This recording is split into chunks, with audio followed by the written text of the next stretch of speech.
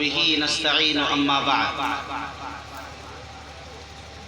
حضرت صدر محترم، اسٹیج پر رونق افروز معزز علماء کرام، مہمانان اعظام، عزیز طلبہ،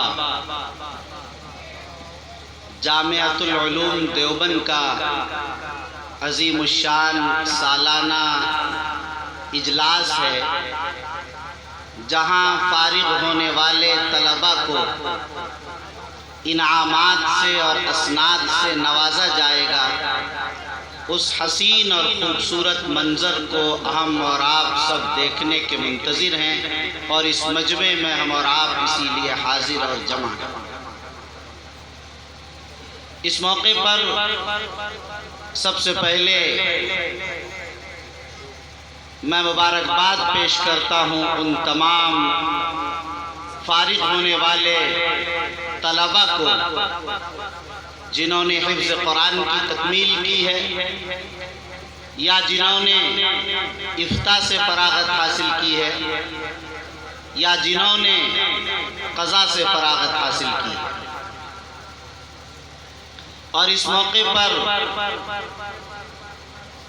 ابھی آپ حضرات نے جامعہ کے بارے میں بڑی تفصیل سے عزیز القدر مولانا مفتی غفران صاحب قاسمی سے سنا کہ اب ادارہ دینی تعلیم کے ساتھ عصری تعلیم کے میدان میں بھی بڑی تیزی کے ساتھ مضبوط اور مستحکم قدم رکھنا ہے۔ دعا فرمائے کہ اللہ تعالی شانہ اسے بھرپور کامیاب فرمائے۔ سچی بات یہ ہے کہ مجھے اس وقت بڑی خوشی ہو رہی ہے اور بڑی مسرت حاصل ہو رہی ہے کہ جامعۃ العلوم نے افتاء کے ساتھ ساتھ قضاء کے نظام کا آغاز کیا، اور آج سال کی تکمیل پر ان قاضی بننے والے بچوں کو آج سند سے بھی نوازا جا رہا ہے۔ آپ کو حیرت ہوگی کہ افتاء اور قضاء کے لیے پورے ہندوستان میں صرف امارت شریعہ میں المعہد العالی قائم ہے، جہاں سے افتاء اور قضاء کا نظام جاری و ساری ہے۔ میں بہت مبارکباد پیش کرتا ہوں اس وقت ادارے کے بانی سرپرست روح رواں حضرت اقدس حضرت مولانا مفتی محمد احسان صاحب قاسمی ندوی دامت برکاتہم العالیہ کہ ان کے ذہن اخاذ نے اور ذہن رسا نے اس بات کو محسوس کیا کہ اس ملک کو قاضیوں کی ضرورت ہے۔ انصاف کی جو بدترین صورتحال اس ملک میں ہے، اور فیصلوں کی جو پینڈنگ کا سلسلہ اس ملک کی عدالتوں میں ہے، وہ اگر آپ کو بتایا جائے تو آپ حیران ہوں گے۔ المختصر یہ کہ اگر فاسٹ ٹریک عدالتیں قائم کی جائیں، اس کے باوجود بھی کہیں 200 سے 300 سال کے بعد یہ پینڈنگ والے فیصلے مکمل ہوں گے۔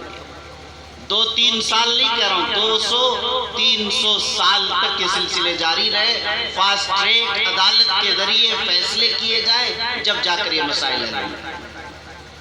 لیکن ظاہر ہے کہ ہم مسلمان ہیں، ہمیں اسلامی عدالت چاہیے۔ ہمیں چاہیے کہ ہمارے نکاح کے معاملات، ہمارے طلاق کے معاملات، ہمارے خلا کے معاملات، ہمارے ہبہ، وراثت، وصیت، دیگر مسائل اس انداز کے ہوں کہ جسے ہم اسلامی شریعت کی روشنی میں اسے حل کریں۔ اس کے حل کرنے والے ماہرین ہمارے پاس ہونے چاہیے۔ لیکن ایسے افراد کی بڑی شدت سے کبھی محسوس کی جا رہی ہے۔ یہ ایک تجدیدی کارنامہ ہے، اور ایک یہ قابل تحسین ہی نہیں بلکہ لائق تقلید عمل ہے جو حضرت مفتی صاحب نے انجام دیا ہے۔ یہ بڑا کارنامہ ہے۔ اللہ تعالیٰ سے دعا ہے کہ اللہ تعالیٰ اس سلسلے کو بھی مزید تیزی کے ساتھ آگے بڑھائے، اور اللہ تعالیٰ اس سلسلے کو قبول فرمائے۔ مجھے ایک بات صرف عرض کرنی ہے، وہ یہ کہ جامعۃ العلوم نے دیوبند کی سرزمین پر جس قلیل مدت میں جس تیز رفتاری کے ساتھ اپنے کاموں کو آگے بڑھایا اور جس نہج پر کاموں کو انہوں نے رخ دیا ہے، اس سے آپ حضرات اس کے مستقبل کی تابناکی کو خود محسوس کر سکتے ہیں کہ اس کا مستقبل کس قدر روشن ہوگا انشاءاللہ۔ اس میں در حقیقت میں بارہا کہا کرتا ہوں کہ ادارے کا محتمم اور ادارے کا روح رواں اور سرپرست، ادارے کا بانی جس ذہن و فکر کا ہوا کرتا ہے، ادارے کے اندر وہ اثرات منتقل ہوتی ہیں۔ حضرت مفتی صاحب کو آپ جانتے ہیں کہ وہ اس ملک کے ایک بے باک خطیب ہیں۔ اللہ تعالیٰ نے زبان و بیان کا جو ملکہ اور زبان میں جو فصاحت و بلاغت اور چاشنی عطا کی ہے، ظاہر ہے کہ اس کا اثر آپ دیکھ رہے ہیں کہ جن طلبہ نے آپ کے درمیان تقریریں پیش کی اس میں آپ نے محسوس کیا، اور خاص طور پر مجھے خوشی ہوئی جب عزیز مکرم برادرم حمدان سلمہ سے میں نے تقریر سنی تو مجھے لگا کہ ماشاءاللہ مفتی صاحب کا جانشی تیار ہے الحمدللہ۔ جس بے باکی کے ساتھ انہوں نے اسٹیج پر تقریر کی، ابھی ابتدائی درجات میں پڑھنے والا ایک طالب علم، ظاہر ہے اس سے آپ کو اندازہ ہو سکتا ہے کہ اسی کا نتیجہ، اسی انداز سے جس تیزی کے ساتھ آپ دیکھ رہے ہیں کاموں کو، نظام کو، سلیقہ مندی کو، یہ سب چیزیں اسی کا حصہ ہیں۔ بہرحال مجھے یاد کرنا ہے کہ کوئی لمبی چوڑی تقریر آپ حضرات کے سامنے نہیں، مجھے حکم دیا گیا کہ کوئی نصیحت آپ طلبہ سے کر دیں، صرف ایک نصیحت آپ حضرات طلبہ کو کرنی ہے۔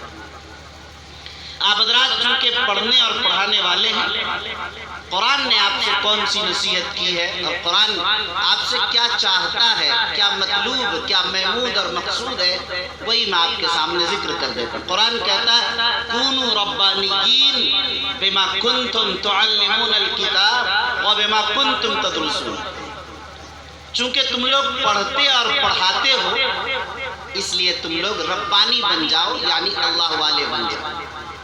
ایک ہی مطالبہ کیا کہ اللہ والے بن جاؤ، یعنی رب سے رشتہ جڑ جائے، رب سے تعلق قائم ہو جائے، جسے تعلق مع اللہ کہتے ہیں، اللہ سے نسبت قائم ہو جائے۔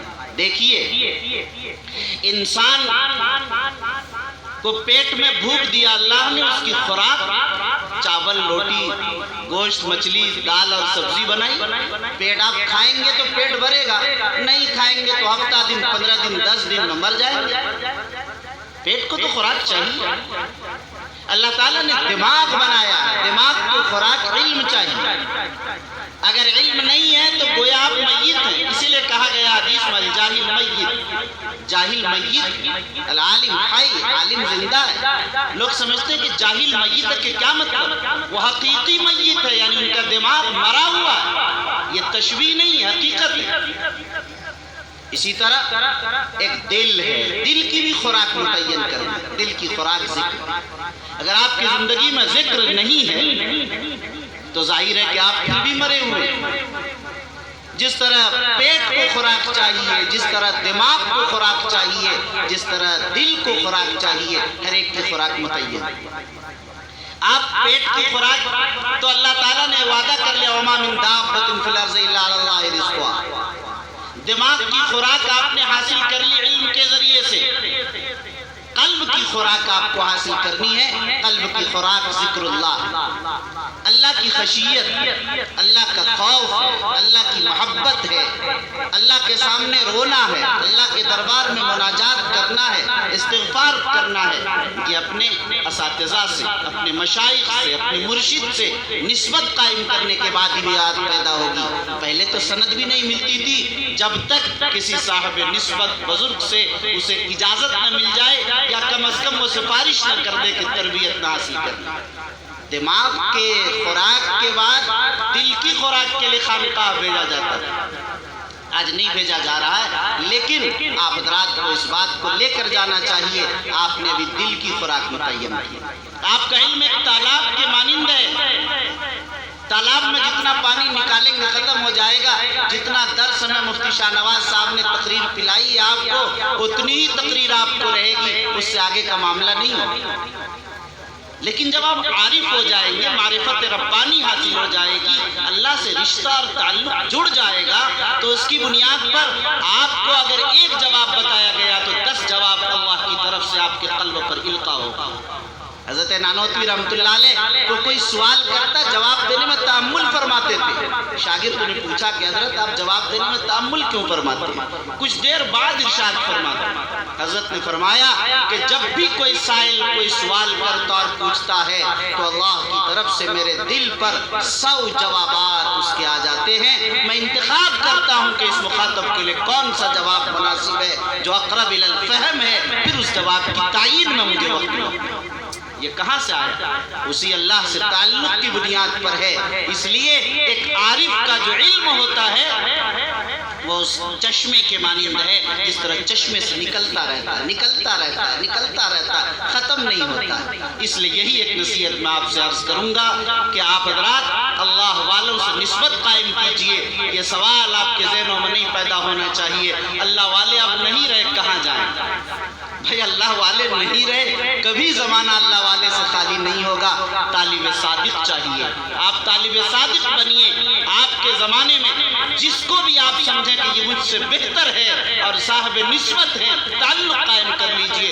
خدا کی قسم آپ کے دل کی دنیا بدل جائے گی اور آپ کا قلب روشن اور مجلہ مزکہ ہو جائے گا, ایسا مصفہ ہو جائے گا, آئینے کی طرح آپ کو دنیا کے سارے مسائل سمجھ میں آتے چلے جائیں گے. آج ہمارا علم خالص ہونے کی بنیاد پر ہمیں وہ خوف خدا اور خشیت ربانی, وہ توکل علی اللہ, وہ مناجات کی لذت, وہ اللہ کے دربار میں گڑ گڑانے کا وہ مزہ, راتوں کو اٹھ کر وبالاسحار هم یستغفرون کا مصداق نہ بننے کی بنیادوں پر آج ہم ان چیزوں سے خالی ہیں. ہم اس کی لذت کو محسوس نہیں کر رہے. جو امام محمد راتوں کیوں جاگا کرتے تھے, امام احمد بن حنبل کو کیا مزہ مل رہا تھا ان چیزوں میں, ظاہر ہے اس کا موقع نہیں ہے. آپ اس چیز کو محسوس کیجئے, اس لذت علم کو اور اس محبت اور معرفت کو حاصل کیجئے. اگر آپ حاصل کر لیں گے تو آپ نے جامعۃ العلوم کے نام کو روشن کیا, اپنے اساتذہ پر نے جو آپ پر اعتماد کیا ان کو آپ نے مطمئن کیا,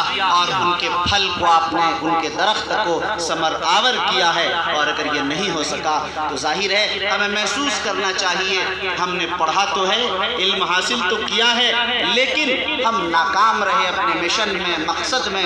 اگر تجارت کرنی تھی, زراعت کرنی تھی, دیگر کام کرنے تھے, اتنے 10 سال 15 سال پڑھنے کی ضرورت نہیں ہے. حافظ قرآن بن کے ضروری مسائل جان لیتے, یہ بھی بہت تھا. لیکن آپ نے پڑھا, اس مقام تک پہنچے, آپ کا انتخاب ہوا. جب آپ اللہ کی طرف سے منتخب ہیں, خدا را اس نسبت کو بڑھائیے, تعلق میں اللہ میں اضافہ کر کے اپنے آپ کو ایک خدمت گزار بافیض عالم کی حیثیت سے پوری دنیا میں متعارف کرائیے.